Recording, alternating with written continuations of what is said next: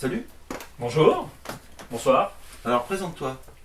Alors je suis... est-ce que je parle à la caméra ou est-ce que je te parle à toi? Tu peux me regarder, ouais. D'accord. Normalement on ne doit pas regarder la caméra. D'accord. Parce que sinon ça gêne le spectateur parce que il a l'impression que tu l'observes. Tu sais, Surtout s'il est en slip sur son PC. Ouais. Surtout que des fois, bon, ouais, ils peuvent être.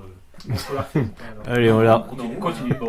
D'accord. Donc je suis Yvan Barbedette, je suis prof de physique-chimie et donc je suis écrivain amateur.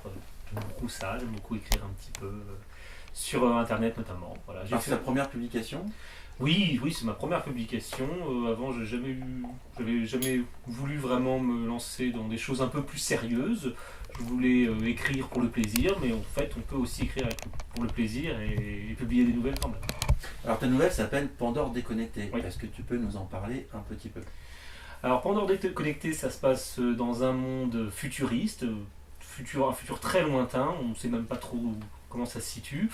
C'est un monde où les gens sont tous connectés les uns aux autres, psychiquement. Ils n'ont plus vraiment d'individualité, ils n'ont plus vraiment de pensée personnelle, parce que il y a un immense réseau neuronal qui est connecté à un gigantesque ordinateur souterrain, enfin qui est au milieu de la Terre, qui est dans le noyau terrestre.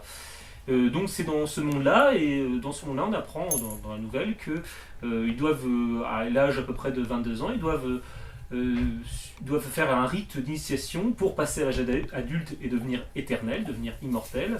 Et pour ça, ils doivent être déconnectés pendant un mois. Ils doivent être déconnectés de l'ordinateur central. Donc ça veut dire qu'ils doivent subir un processus d'individualisation, c'est-à-dire ils sont isolés du reste du groupe.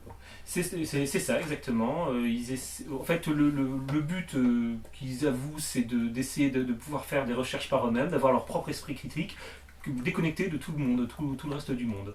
Et donc voilà, ils sont obligés après de partir en bibliothèque. Ils ont des sujets imposés, ils ont des sujets de recherche imposés. Et le sujet de recherche d'ailleurs, c'est de l'origine du mot tomber les voiles dans la nouvelle. Alors, on a entendu souvent qu'il y avait une faute à tomber les voiles, mais il n'y en a pas. Comment toi tu as compris donc cet appel à texte, surtout par rapport à cette orthographe? Alors moi j'y ai vu surtout un défi. Enfin, c'est ce qui m'a aussi intéressé. Je me suis dit comment je vais pouvoir détricoter ce truc, détricoter cette orthographe un peu étrange. Ça m'a interpellé et c'est ça qui m'a intéressé au départ. Alors comment j'ai perçu? J'en ai fait un mot. J'en ai fait un mot tout attaché, tomber les voiles.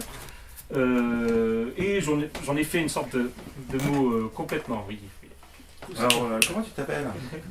Alors ça c'est Lucky, c'est le chien. Il est très gentil, mais il est un peu collant. Tu veux passer le chien? Voilà. Voilà. Et donc voilà, donc comme l'orthographe était un peu étrange, j'en ai fait aussi un mot étrange, le tomber les voiles, où les gens, enfin les personnages ne savent pas a priori ce que ça veut dire, et ils essaient de retrouver justement à la bibliothèque quelle est la signification de ce mot.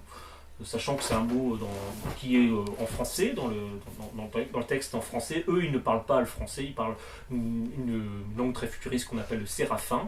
Et donc pour eux, ils ont juste ce mot-là, tomber les voiles en français. Ils doivent essayer de voir ce que c'est, d'essayer de comprendre ce que c'est exactement. Alors dans ta nouvelle, ce qui est intéressant, c'est que tu nous décortiques aussi, je veux dire, les règles d'une civilisation, c'est tabou, et donc on lit, on commence à deviner en fait une espèce de société très futuriste en même temps qui nous permet de nous interroger à notre tour justement Oui. sur ces règles de société, Oui. sur ce qui est vrai, ce qui est la norme, ce qu'on peut considérer comme vrai. Mm-hmm. Donc comment tu... Alors, c'est une société qui est très structurée au niveau amoureux. Les enfants doivent faire des enfants à leurs propres parents. C'est tout est, Oui, tout parce est que situé. Dieu est amour, hein, c'est ça. C'est exactement ça. Ce que je voulais montrer surtout dans ça, c'est que en fait notre modèle de famille actuel, c'est un modèle qui n'existait pas il y a 2000 ans. C'est un modèle Oui, qui est basé sur le père, voilà, c'est ça, c'est un modèle ici. patriarcat. Et même si on prend certains pays encore, il y a des histoires de mariage arrangé où l'amour n'a pas grand-chose à voir avec ça. Donc finalement notre modèle familial tel qu'on connaît maintenant, on a l'impression que c'est depuis le début de l'humanité, il a changé, il a beaucoup évolué, et je me suis dit dans le futur ça pourrait évoluer, et ce qu'on considère comme de l'inceste aujourd'hui, ça pourrait passer complètement dans les mœurs, et voire même si on ne suit pas les règles, on est déviant. Et voilà, parce que voilà, c'est ça, c'est la normalisation, c'est pas forcément. Voilà, la normalisation, ça dépend des modes, ça dépend des civilisations. L'individu est un produit. Voilà, ça dépend de sa culture. De la culture, ça dépend de la religion en place, ça dépend de. C'est un automate. Voilà, exactement. Voilà, qui a des pensées automatiques. Voilà, et là, le fait que tout le monde fasse la même chose, tout le monde en plus est connecté par la pensée, ça fait que c'est une norme qui est très très présente, et s'en détacher est très difficile du coup, vu que tout le monde fait pareil. C'est le prix de la liberté peut-être. Ah oui, ce détachement, oui, mais justement, cette liberté-là, il n'arrive qu'à l'obtenir qu'au moment où ils se déconnectent de Pandore, au moment où ils ont ce mois, on va dire, de sursis, où ils peuvent se déconnecter de Pandore, et c'est là qu'ils vont pouvoir peut-être se révéler. Et, alors, ce qui est dit dans la nouvelle aussi, c'est que cette déconnexion, ça permet de lisser les personnalités.